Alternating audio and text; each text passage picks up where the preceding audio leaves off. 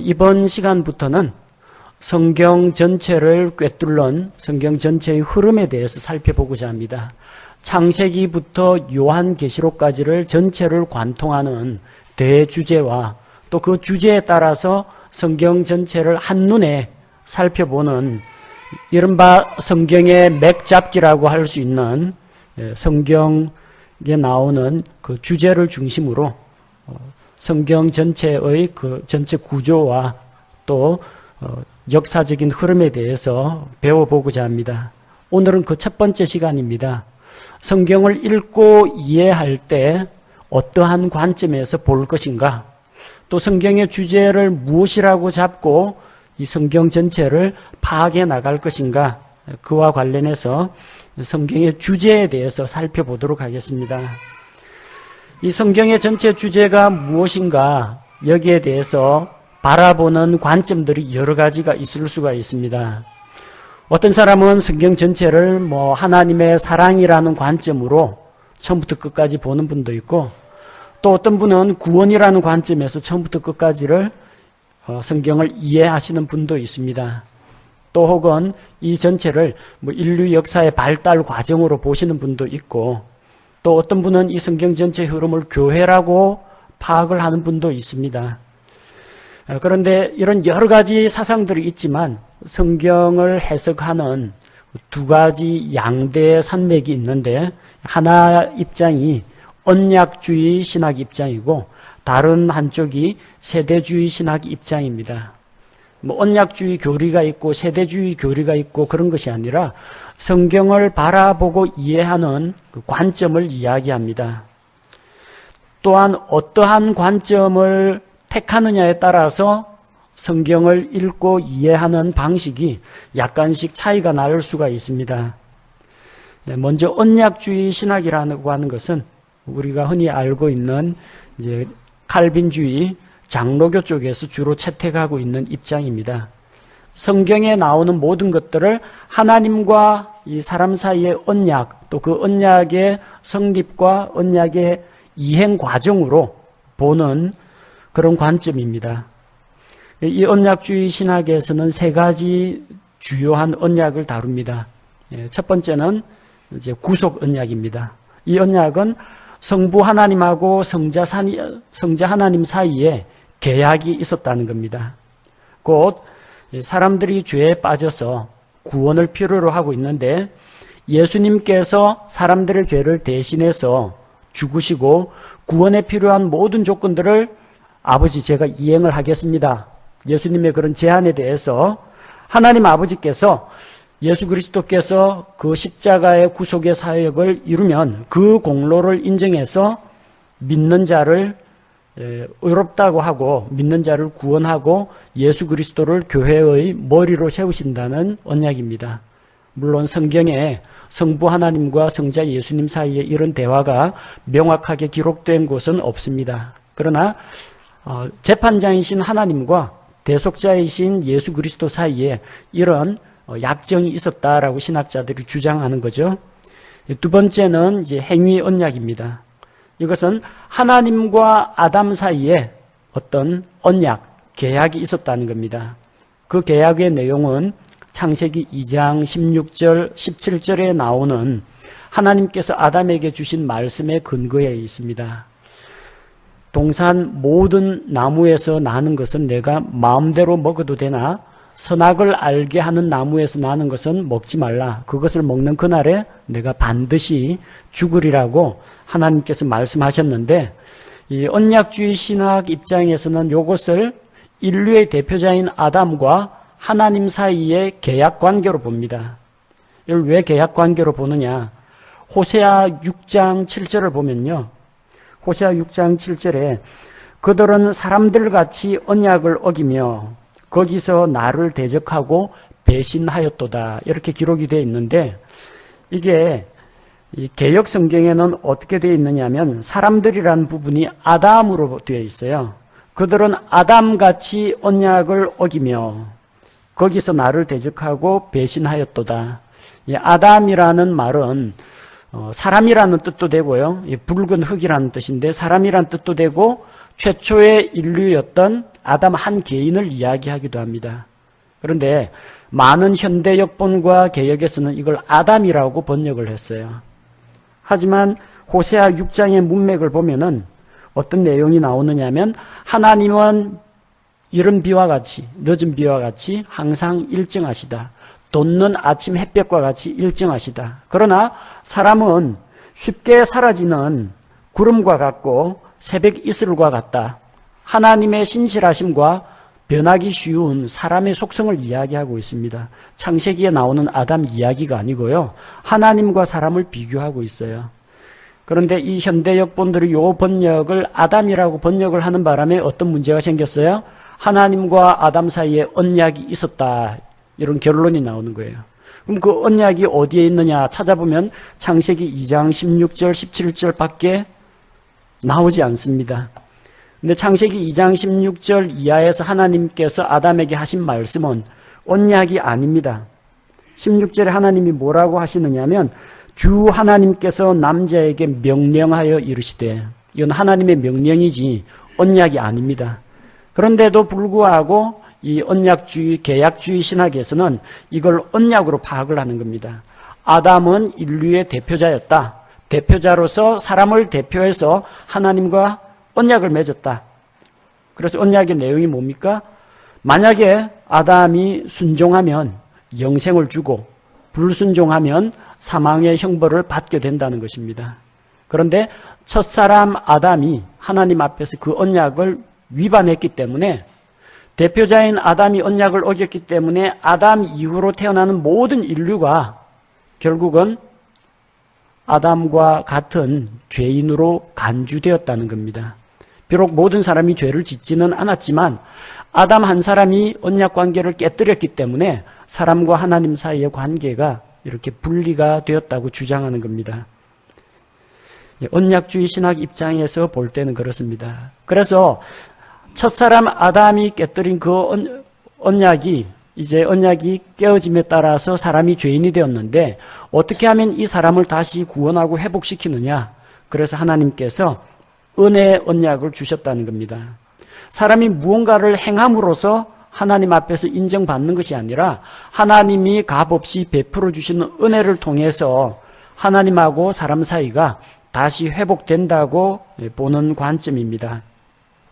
이 은혜의 언약의 내용은 무엇이냐면 사람에게는 책임이 있습니다. 자기가 죄인이라는 것을 인정하고 구원받기 위해서는 예수님의 대속을 믿어야 한다는 겁니다. 사람 쪽에서 이런 예수님을 믿기만 하면 그에 대한 담례로 하나님께서는 예수님을 믿는 자들에게 예수님께서 가지고 계신 그 의와 예수님의 공로를 적용해서 그들을 구원해 준다. 이것이 은혜 언약입니다. 그래서 이런 언약주의 신학의 입장에서는 성경 전체가 죄인인 사람을 구원하기 위해서 하나님께서 언약을 주시고 그 언약을 이루어 가시는 하나의 과정으로 보고 있습니다. 반면에 세대주의 신학에서는 성경을 보는 관점이 하나님께서 이 세상을 경영하시고 사람을 다루시는 그런 방식이 각 세대별로 차이가 있다라는 그런 전제하에서 출발합니다. 그래서 이스라엘과 신약교회는 서로 다르다. 구약시대와 신약시대는 다르다. 고전적인 세대주의 관점에서는 두 가지를 필연적으로 구분하게 되어 있습니다. 아브라함의 육신의 자손인 이스라엘, 또 예수 그리스도께서 피로 값주고 사신 신약교회는 서로 같지 않다는 겁니다. 그래서 이스라엘의 종교 제사장이 있고 희생 헌물 제도가 있다고 할지라도 그거는 이스라엘 제도지 신약교회 제도는 아닙니다. 신약교회는 제사장이 없어요. 목사는 제사장이 아닙니다. 여러분하고 똑같은 성도인데 말씀을 전하는 그런 기능을 하는 사역자일 뿐입니다. 우리 신약교회 안에는 양 잡고 소 잡고 하는 거 제사의식 없습니다. 누구든지 예수 그리스도를 통해서 직접 하나님 앞에 나아갈 수가 있습니다. 구약시대하고 신약시대도 다릅니다. 구약의 그런 율법과 신약시대에 예수님께서 주신 이런 새로운 상속 언약은 서로 다릅니다. 이걸 구분하지 못하면 우리 신약 교회가 구약시대 제사장 종교로 돌아가 버립니다. 율법과 행위, 의식을 지킴으로써 하나님 앞에 인정받고자 하는 그런 잘못된 제도를 우리가 수용하게 될 위험이 있습니다. 따라서 이걸 분명하게 구분을 해서 성경을 읽을 때 이게 구약시대에 해당하는 말씀인지 신약시대에 해당하는 말씀인지 이스라엘 사람들에게 하는 말씀인지 신약교회 성도들에게 하시는 말씀인지 우리가 잘 구별을 해야 한다는 겁니다. 자꾸 세대라고 하니까 사람들이 이 세대라는 것을 무슨 기간, 몇 년에서 몇 년, 몇 년에서 몇 년 어떤 시대라고 잘못 이해하는 경우가 있는데 여기서 세대주의에서 세대라는 말은 그런 시기 구분을 이야기하는 게 아닙니다. 시기 구분보다는 하나님께서 세상을 경영하는 방식, 그래서 경륜이라는 하나님의 경륜이라는 그런 용어가 더 적합합니다. 그래서 굳이 번역을 하자면 경륜주의라고 하는 것이 맞습니다. 세대주의라고 하니까 여러 가지 오해가 많이 생깁니다. 마치 시기를 구분해서 각 시기별로 뭔가가 달라지는 것처럼 이야기하는 그런 경우가 있는데 이 시기 구분은 세대주의 학자들마다 제각기 달라요. 절대적인 게 없습니다. 대표적으로 나누는 것이 7가지 경륜의 시대를 나눕니다. 에덴 동산 시대에는 이제 무죄 경륜의 시대, 아직까지 사람이 범죄하기 전이고 하나님과 교제가 이루어지던 그 시기로 보고, 에덴 동산에서 쫓겨난 이후부터 홍수가 나기 이전까지 그 시대는 인간 양심의 경륜의 시대로 보고, 그리고 이제 홍수 이후부터 민족들이 형성되고 바벨탑을 쌓고 국가 지도자가 나타나고 그렇게 되면서 인간 정부 경륜 시대가 됩니다. 그 다음에 아브라함과 이삭과 야곱과 같은 믿음의 족장들 시대에 메시아를 보내주시겠다는 그런 하나님의 약속들이 등장하는데 약속 경륜의 시대라고 하고요. 출애굽한 이후에 모세 율법이 주어진 시대부터 신약교회가 오기까지의 시대를 율법 경륜의 시대라고 합니다. 그리고 예수 그리스도의 피가 뿌려지고 세상 속 언약의 피가 뿌려지고 신약교회가 시작되면서 신약교회가 마지막에 휴거될 때까지를 은혜의 경륜의 시대라고 봅니다. 다음 예수님 그리스도께서 이 땅에 다시 오셔서 이 땅에 천년 왕국을 세우시는 그 시기를 메시아 왕국 경륜의 시대라고 구분합니다. 이 7가지가 정답이냐? 학자들마다 12가지로 나누는 사람도 있고 또 여러 가지로 나누는 사람들이 있기 때문에 그건 크게 중요한 문제는 아닙니다. 다만 각 세대별로 하나님께서 사람을 다루시는 독특한 방식이 각각의 세대별로 차이가 있다. 그런 점을 우리가 이해하면 되겠습니다. 그런데 한국에서는 이 세대주의라는 것이 상당히 잘못 알려져 가지고 오해를 받는 경우가 많아요. 세대주의라고 하면 꼭 사이비 종말론, 이단을 가르치는 그런 사상으로 잘못 아는 사람들이 많습니다. 왜냐하면 세대주의 안에도 분파들이 상당히 많아요.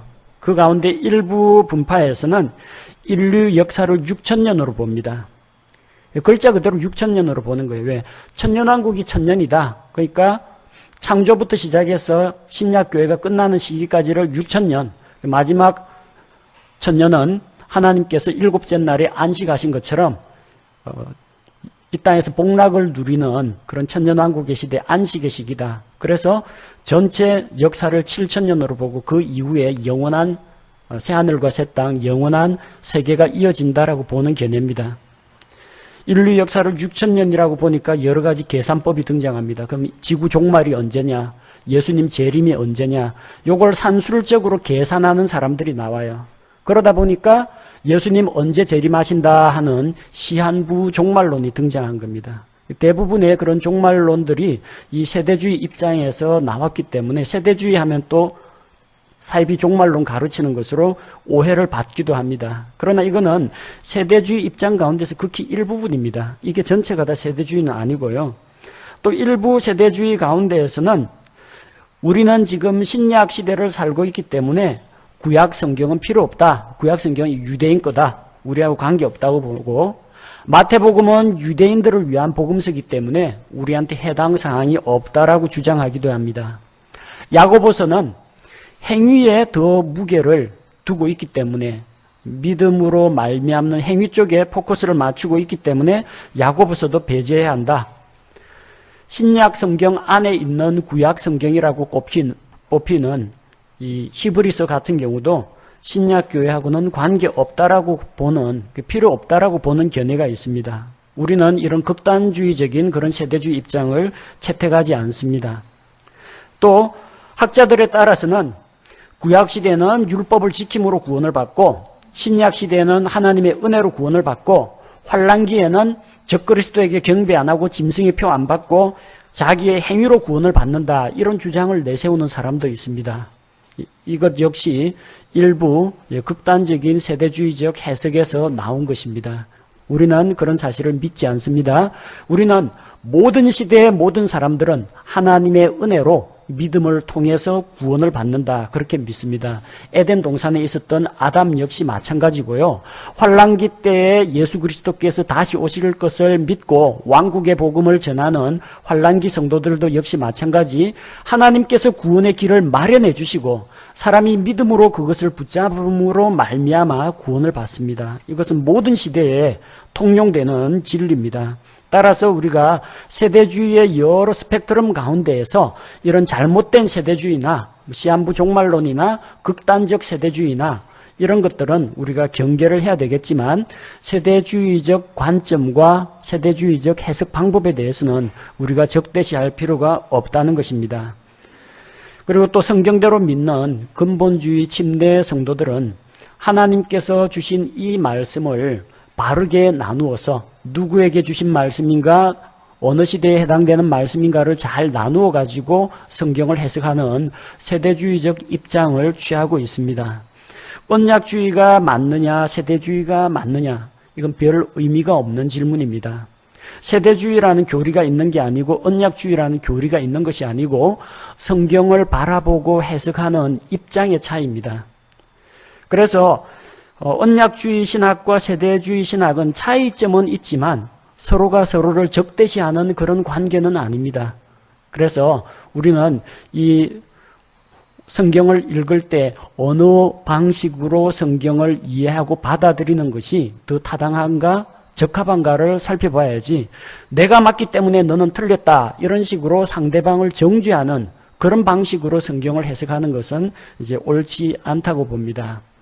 이 두 가지 큰 뿌리가 있는데 언약주의와 세대주의에서 성경을 바라보는 관점에도 차이가 있습니다. 곧 성경의 주제가 무엇이냐 하는 겁니다. 언약주의 관점에서는 성경의 주제는 구원이라고 봅니다. 모든 게 다 구원입니다. 에덴 동산에서 하나님이 입히신 그 가죽옷부터 시작했어요. 노아의 방주 이야기라든지 아브라함을 갈대우르에서 불러내신 것, 그리고 출애굽한 것, 그리고 가나안 땅에 들어가는 것, 이 모든 것을 구원이라는 관점으로 해석을 합니다. 인류 역사는 죄에 빠진 사람들을 구원하는 구속의 역사, 즉 구속사라고 바라보는 관점입니다. 잘못되었습니까? 잘못된 건 아닙니다.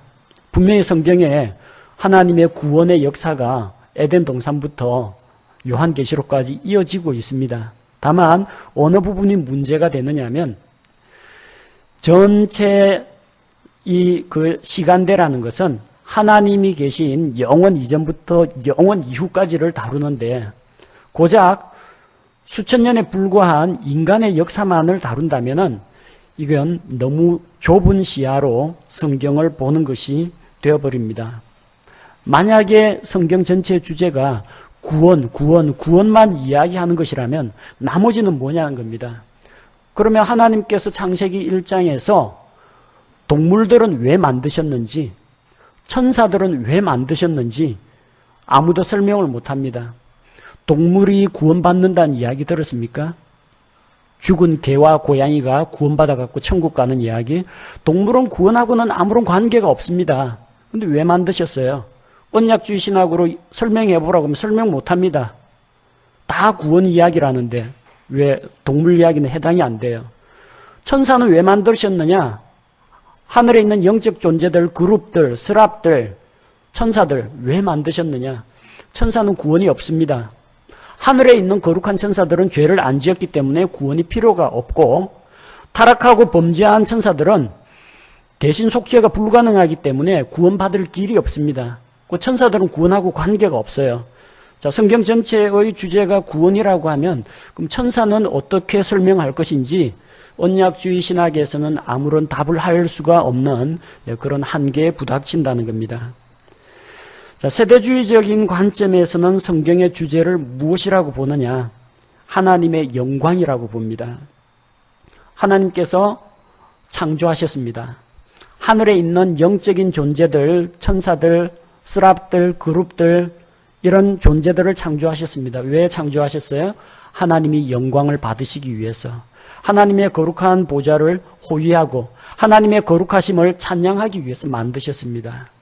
이 지구를 왜 만들었어요? 산천초목을 만드시고 동물을 만드시고 왜 사람을 만드셨습니까? 하나님께서 영광을 받으시기 위해 창조하셨습니다. 범죄한 사람들을 내버려 두지 않으시고 자기 아들을 보내서 구원하셨습니다. 왜 사람들을 구원하셨습니까? 구원하신 목적은 하나님의 영광을 위해서. 에베소서 1장에는 성부 하나님, 성자 예수님, 성령님의 사역에 대해서 삼중 찬송이 나옵니다. 우리를 창세전에 예수 그리스도 안에서 예정하시고 또한 예수 그리스도를 통해서 구속하시고 성령님을 통해서 우리 구원의 보증이 되시고 우리를 봉인하신 그 사실에 대해서 하나님께 영광과 찬송을 드립니다. 사람의 구원은 하나님의 영광을 위한 것입니다. 왜 마지막 날에 하나님께서 심판하십니까? 거룩하신 하나님, 그 하나님께서 죄와 불법을 미워하시고 자신의 거룩함을 드러내기 위해서 심판하십니다. 새하늘과 새 땅이 새롭게 만들어지고 또 영원한 시대, 영원한 왕국이 전개가 됩니다. 왜 그렇게 하십니까? 하나님께서 온 우주 만물 가운데에서 영원토록 영광을 받으시기 위해서 그렇게 하십니다. 곧 세대주의적인 관점에서는 모든 시대, 모든 장소에 있는 모든 창조물을 대상으로 하나님께서 영광을 받으시기 위해서 이 모든 것을 계획하고 이루어 나가신다. 그런 관점으로 성경을 보고 있습니다. 자, 그렇다면 언약주의 관점과 세대주의 관점은 서로 충돌하느냐? 그렇지 않습니다. 이 두 가지 견해는 하나로 통합이 됩니다. 어떤 주제로 통합이 되느냐? 하나님의 왕국이라는 관점으로 이 모든 것을 통합해서 해석을 할 수가 있습니다. 곧 한마디로 이야기하면 성경은 하나님께서 그분의 주권으로 모든 것을 다스리시고 모든 창조물들로부터 우리 하나님께서 경배를 받으시는 영광스러운 하나님의 왕국을 다루고 있다는 것입니다. 하나님의 창조부터 심판과 구원의 모든 계획이 하나님의 왕국을 이루기 위한 그 과정입니다. 첫사람 아담이 하나님 앞에 불순종하고 반역함으로 말미암아 에덴 동산을 잃어버렸고 그리고 온 세상을 다스리는 통치권을 마귀에게 빼앗겼습니다. 마귀가 이 세상 신, 공중의 권세 잡은 자, 이 세상의 통치자가 되었어요. 잃어버린 그 왕국을 사람들에게 되찾아 주기 위해서 하나님께서 그 잃어버린 죄인들을 구속하십니다. 당연히 하나님의 왕국 프로그램 안에는 사람들의 구원 문제가 포함이 됩니다. 언약주의 신학 내용이 그대로 포함이 됩니다. 그 하나님의 왕국을 통해서 뭘 하느냐? 하나님이 만왕의 왕이시오 만주의 주가 되십니다. 그래서 모든 사람들이 예수 그리스도 앞에 무릎을 꿇고 그분을 주라고 고백하게 되고 하나님께 영광을 돌리며 물이 바다를 덮는 것 같이 주의 영광을 인정하는 것이 온 세상에 가득하게 되는 그런 영광스러운 왕국이 임한다는 것이 이 성경의 주제입니다. 그를 통해서 우리 주 하나님께서 영광을 받으시는 겁니다. 그래서 성경 전체의 흐름은 결국 창세기부터 요한계시록까지의 전체의 주제는 영광스러운 하나님의 왕국 이야기로 시작해서 왕국 이야기로 모든 것이 완결된다는 것입니다. 성경을 읽을 때 여러분이 여러 가지 관점으로 읽을 수도 있습니다. 복음이라는 관점, 구원이라는 관점으로 여러분이 읽을 수도 있는데 이번 기회에 성경 전체를 꿰뚫는 큰 주제, 영광스러운 하나님의 왕국이라는 관점으로 한번 성경을 바라보시기 바랍니다. 그리고 이어지는 강론을 통해서 그 하나님의 왕국이 무엇인가, 성경에 나오는 하나님의 왕국과 하늘의 왕국, 또 그 왕국을 이루어가기 위해서 하나님께서 창세기부터 계시록까지 어떠한 활동들을 해오셨고 또 지금 현재는 그 왕국이 어디까지 와 있고 앞으로 어떠한 왕국 시대가 다가오고 있는지를 우리가 살펴보고 마지막 요한계시록에서 하나님께서 통치하시는 그 영원한 왕국, 그것이 이루어질 때까지 인류 역사가 거쳐 나가야 할 그런 과정을 살펴보고자 합니다. 성경 66권을 불과 한 10시간이나 12시간 만에 다 요약할 수는 없습니다. 그러나 전체적인 흐름과 인류 역사의 발전 과정과 앞으로 인류가 나아가야 할 그런 과정들을 하나님의 영광스러운 왕국이라는 그런 관점에서 한번 꿰뚫어 보면서 성경에 대한 이해와 우리의 그 통찰력을 더해가며 하나님께서 주신 바른 진리의 지식을 우리가 가지고 무장되기를 원합니다. 제가 기도하겠습니다.